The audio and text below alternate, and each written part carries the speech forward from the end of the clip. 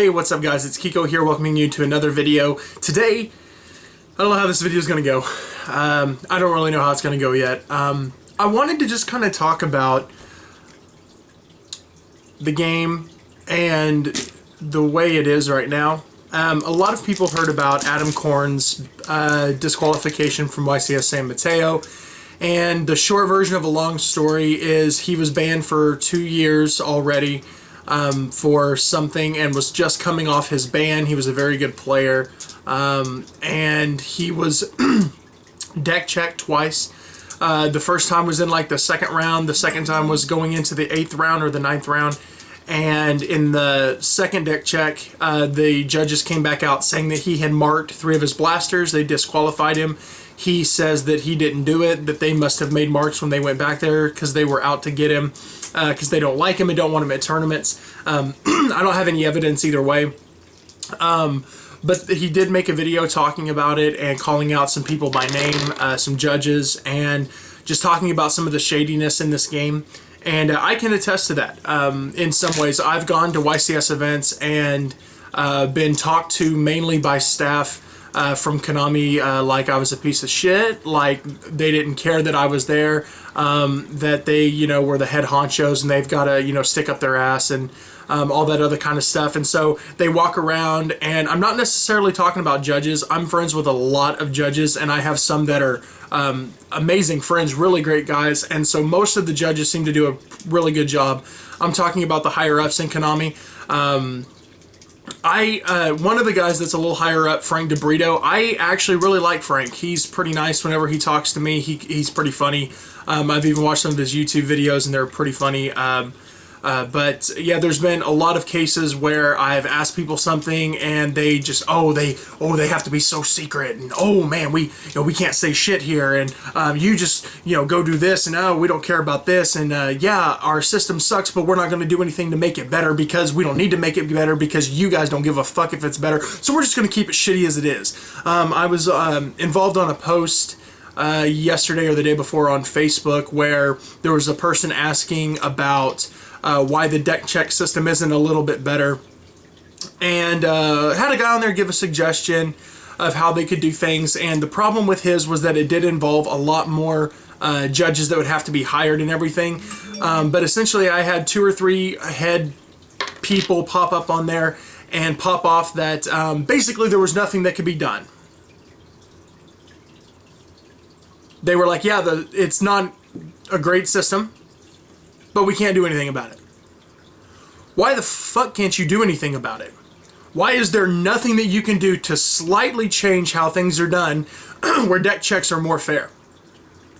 Can you not go up to a table and, like, let's say that table so-and-so is going to be given a deck check. So let's say table 22. Can a judge not go up to table 22 and say, gentlemen, please take out your main decks and present them to your opponent. Your opponent is going to shuffle through them face down and see if there are any marks on the back to verify for the opponent that they were checked. So then the opponent takes the deck face down. They never look at the bottom, and this is in front of a judge, so disqualifications and game losses can be handed out. They get the deck, and they just go through it like this. It would take about a minute to do. I'm going to run through about 45 cards here. And it would take just about a minute, and all you're looking for are marks on the back of a card. I understand some people don't want other people touching their cards. If you don't want that, that's fine. You can get a game loss. Or you could, another thing they could do is have each player take their own deck. So I take my own deck, and I will present each card. I will put it on the table for all of you guys to see. That way I can kind of control making sure that you don't see the cards that are in my deck, but I will actually take my cards, put them down one by one. All you're looking for are marks on the back of the cards to see if they were nicked. Then after that, after both players verify, yes, his deck was okay on the back and his deck was okay on the back, now the judges can take our deck. So you took maybe a minute, minute and a half, 2 minutes extra. They take the cards to the back. Now there is no question, if something happens to the back of those cards in transport, that is the judge's fault because it was verified by both players. Now, if there are found to be hobby league cards that they don't want, if there are fake cards, if there are multiples, like maybe there's 4 of one card instead of 3, or something like that, then that still falls on the player. They find it during the deck check, they give him a game loss, whatever. But that way people don't get accidentally accused of cheating. But no, instead of saying any of this, the guy said, okay, I'm tired of talking about this, and I don't want to talk about it anymore because the talking that's going to be done is not going to be coming out of my big shit mouth pie hole, so I'm not going to let it go on anymore, and I'm just going to tell you guys that the system is the way it is, and that's how it's going to stay because this many people care about it, and it's not worth doing anything about. That's bullshit. Now, another example of shadiness that I have experienced was when I went to, I want to say it was YCS... It wasn't Columbus. I think it might have been YCS. Man, I can't remember which one it was. I'm going to have to find that out, and hopefully if I find it out, I'll put a thing up here. I think it was YCS Austin. It was not YCS Miami. It was before that. Anyway, I went up to the dual terminal, and it was the newer dual... It was supposed to have the new set in it, the set that had the dual terminal Evil Swarm cards, like the... Ophions and stuff like that. I can't remember if that's DT7 Part B or whatever it was. However, I went up and the dual terminal machine said, this machine has dual terminal set whichever one it was. This dual terminal has DT set X. Okay, so that would be like me going up to a store and seeing a sign that says this box contains Legend of Blue Eyes packs. Okay, so I asked the guy there, I said, hey, is it okay if I put a $100 bill in here and play $100 worth of cards? He's like, yeah, that's fine. It's before the tournament, you know, try not to take too long, but that's fine. So I pop in a $100 bill, and the first thing that comes out is a Dual Terminal 2 card. And it was just some BS card. So I'm like, okay. So I hit it again, and I get a Dual Terminal 1 card. That's a piece of shit card. So I do 2 more, so a total of 4. Not a single one of them was the new dual terminal set. So all I did was I went up to an official guy and I asked him, I said, hey, this says that this machine has dual terminal X set, whichever set it was that I was looking for. And he goes, oh, well, they're mixed in. So your advertisement says one thing, and you're actually doing another, and the reason that you're doing it is because you have so much extra stock of this crap that nobody wanted, because if you label a dual terminal, this has dual terminal 1, 2, or 3, or 4, nobody's going to go into it and buy it because they don't want that set. So this is a way for you to cheat people out of their money and get extra cards. He goes, this dual terminal machine over here is the one that has all dual terminal this. And I said, well, can you pull my money out and put it to this machine? That way you still get the money, and I get the product that I'm paying for, that I am trying to pay for. He says, let me go ask. So this guy comes over with a smug look on his face, bald, ugly motherfucker.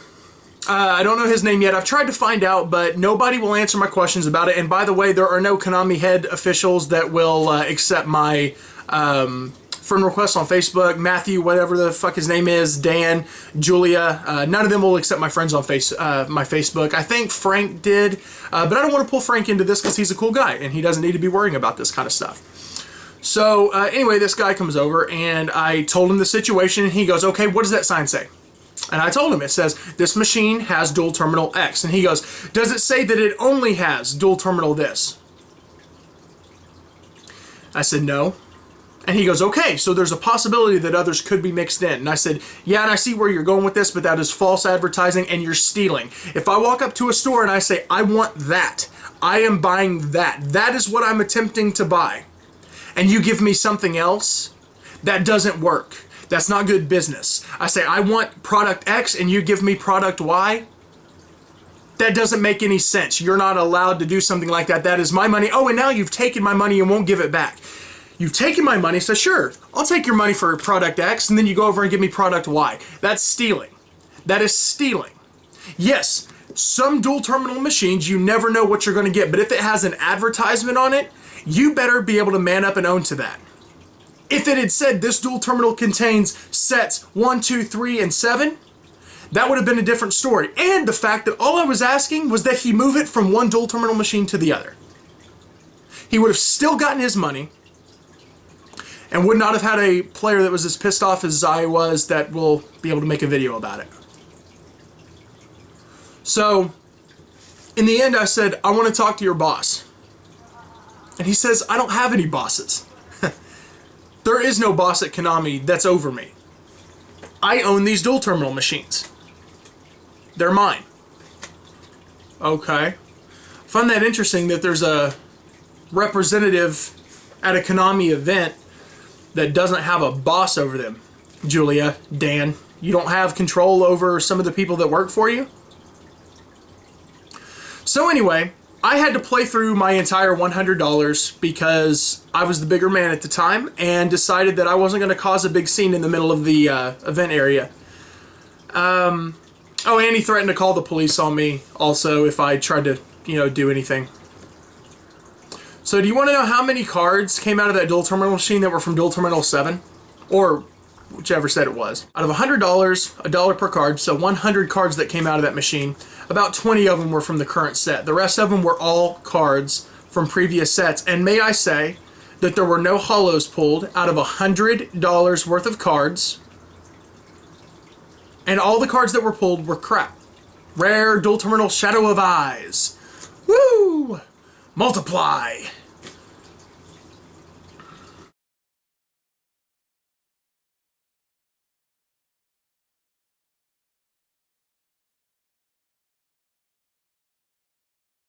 So, could something have been done there? Yeah.